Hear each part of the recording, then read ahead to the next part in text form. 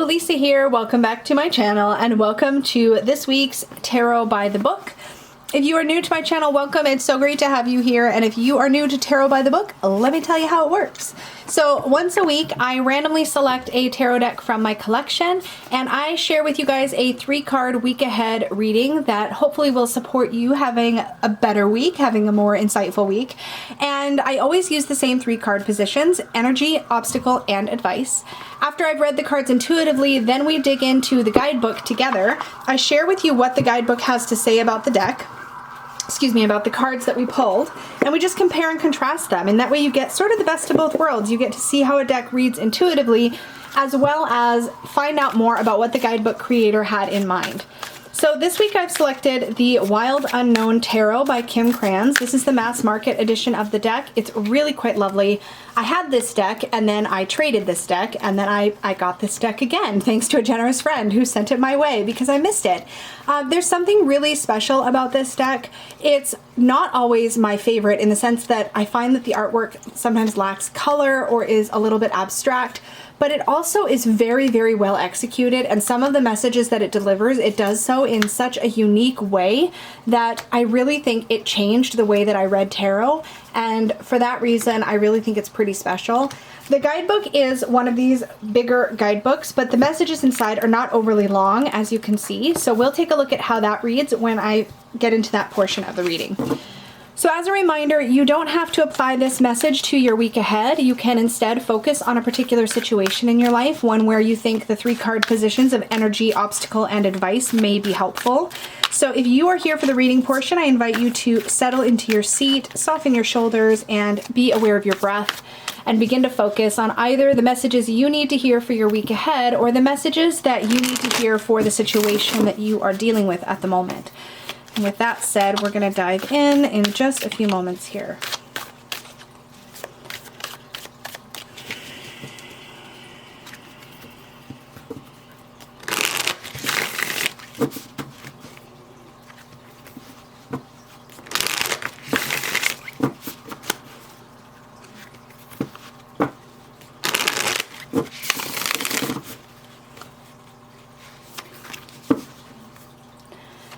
This week, energy. Ooh, the 9 of Swords. Well, that's a fun one to start with.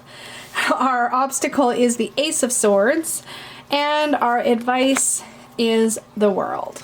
So I'm going to zoom us in, and we're going to take a closer look at these cards, and we'll see where we end up. All right, let's get into it. So the energy of the week is the 9 of Swords. This is an uncomfortable card to look at, but this is also a very uncomfortable energy to be in. And I have to say, I've definitely had weeks like this. It doesn't surprise me to have a week like this, but essentially 9 of Swords as an energy really speaks to getting in your own head. There's a lot of ways that this card shows up. One of the most common is in everyday garden variety anxiety, where we just feel worried, we feel anxious, we feel unsettled. Something feels off kilter or out of balance. This can happen for a whole lot of reasons, but the interesting thing about the 9 of Swords is that it is a mental energy. It is happening in our head.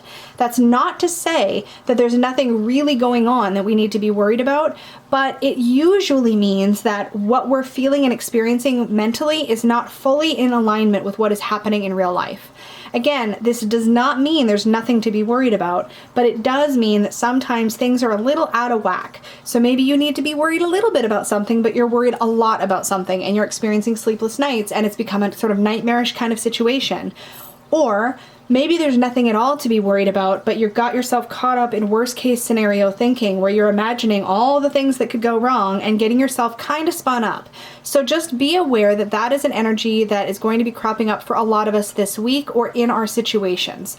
Is that sort of maybe blowing things out of proportion in our head or getting really worried or maybe chewing on a thought for a little too long and it sort of starts to stick and we can't quite get rid of it.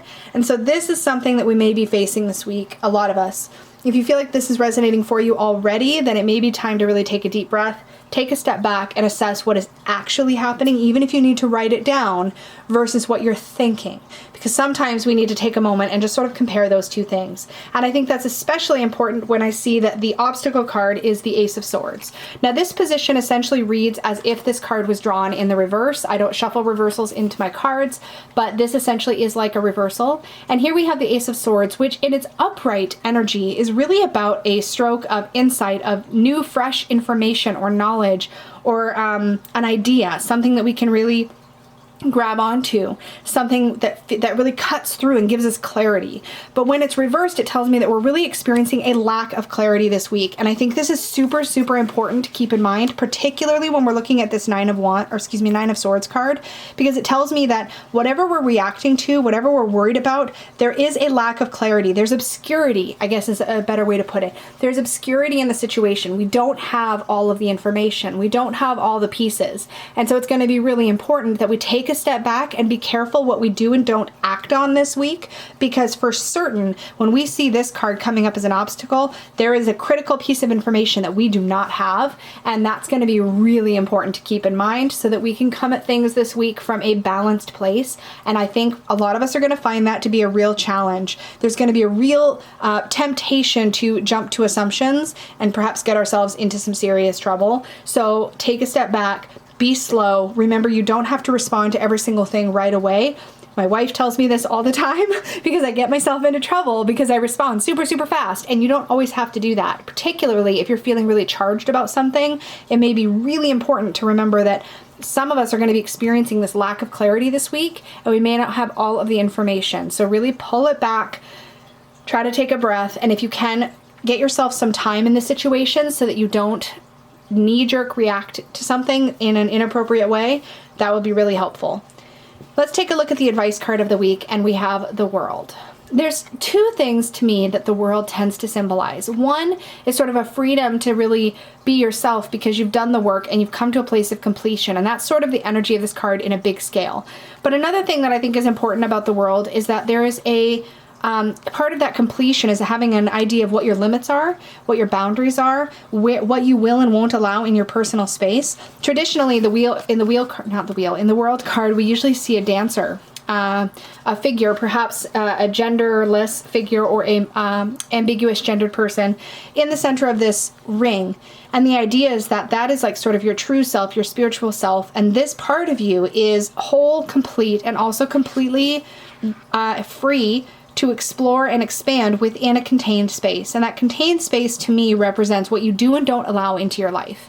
I think like a cell, which is kind of what this card makes me think of, like a cell in the body that you can allow, like a cell can allow energies from outside to sort of permeate and to sort of move into that cell, or it can block that energy depending. Okay, I'm not a science person. That's just the analogy that popped in my head. But essentially what this tells me, my intuitive read on this card is that the advice for this week is to choose, to be conscious of choosing what you will and will not allow into your space. And that can be mental real estate, like what will you allow to take up space in your head this week? And I think that's going to be really important looking at the other two cards. What are you going to allow to fill up your time, fill up your mental energy? And what are you going to say, nope, that is not my circus and that is not my monkeys. I'm going to let that not be my problem. Like, you don't have to take on other people's stuff. You don't have to take on other people's assumptions, and you don't have to take on other people's opinions or perspectives. I think it's going to be important to stay grounded, to stay clear, and to pull back from situations where you might feel like you need to just jump in. I think that's going to be important. Mind your boundaries this week. That's what comes through for me intuitively. So that, my friends, is our 3-card week ahead reading from an intuitive perspective. Let's take a look at the guidebook by Kim Krans and see if we get any further insights or if anything else jumps out at us. So the Wild Unknown Tarot Guidebook, I will say from what I remember, and it's been a while since I've looked at this guidebook, I felt like I didn't get a ton of information from the book to sort of expand on the artwork and things like that in the cards. But this will be a great refresher to see if my opinion on that has changed, or if maybe, you know, I view it differently since I haven't worked with this deck in a while. But let's start with the 9 of Swords. And since there's nice big images, I'm just going to hold the book up and we'll take a look at it together. Dark visions and anguish. An extremely dark card, the 9 of Swords reveals the deepest shadows of the self. It indicates insomnia, nightmares, and worries in the midnight hour.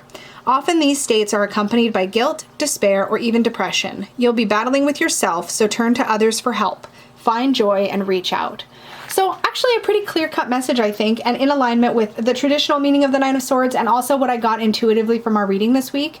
It's going to be important to not get caught up in your own head. And if you find yourself caught up in your own head, this concept here of find joy and reach out and looking to others for help, I think that's a really important piece that I didn't cover in my intuitive reading. When you're feeling anxious and when you're feeling really bound up like that, the best thing you can do is seek some other perspective, a fresh set of eyes on the situation or a fresh set of ears to talk to. And that can be somebody in your personal life, that can even be a therapist or a counselor, but at any rate, it will be important to get out of your own head and get some of that much needed perspective this week. Let's take a look at our Ace of Swords. Truth, mental clarity are the keywords. When lightning strikes, the whole world seems to light up for just 1 second. It's as though you can see everything, and this vision lingers on even through the storm.